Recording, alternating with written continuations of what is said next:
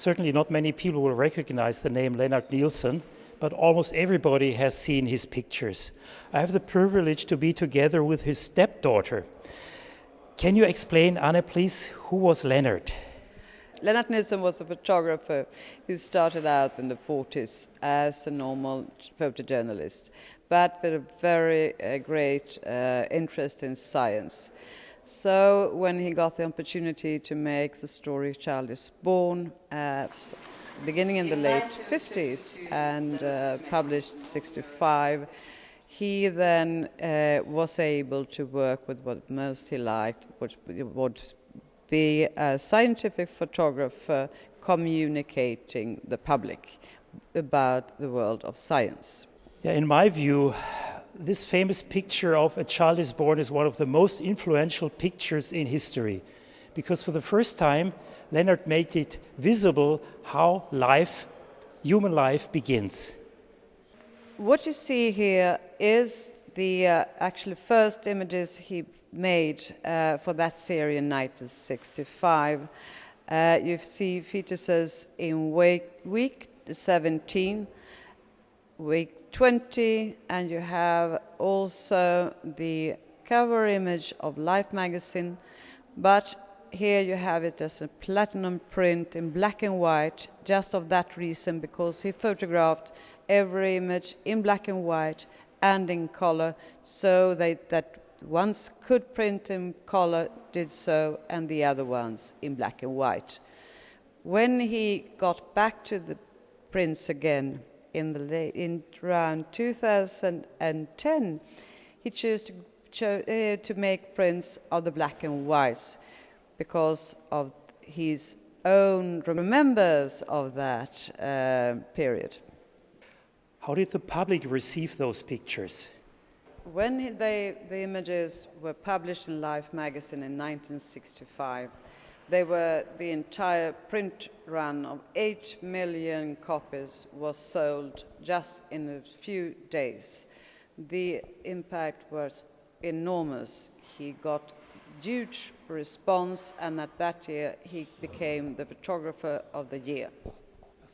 Is there a picture that particularly stands out to you? One of my personal favorites is the one that Lennart calls the spaceman.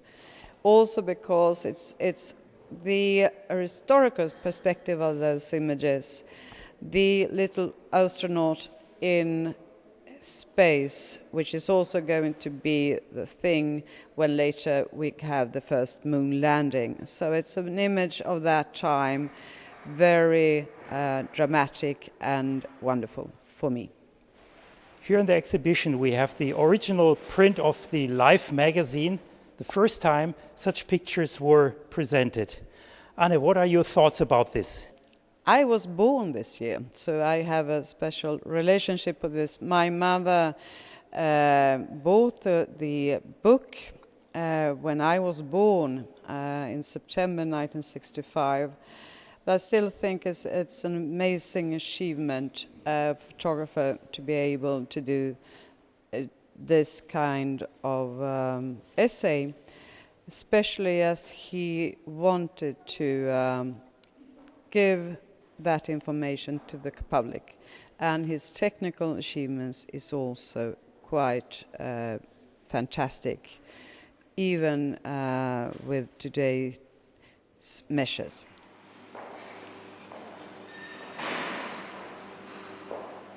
People at this time were very, very positive about having this kind of information.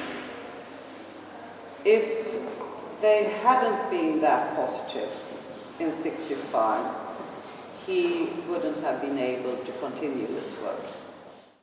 Many of these pictures have also been used by the pro-life movement.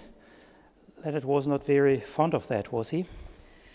He didn't want to talk about his personal opinion. This material wasn't made for that purpose. It was made for to inform parents-to-be. And he refused to answer that question. And he never told me about his private opinion.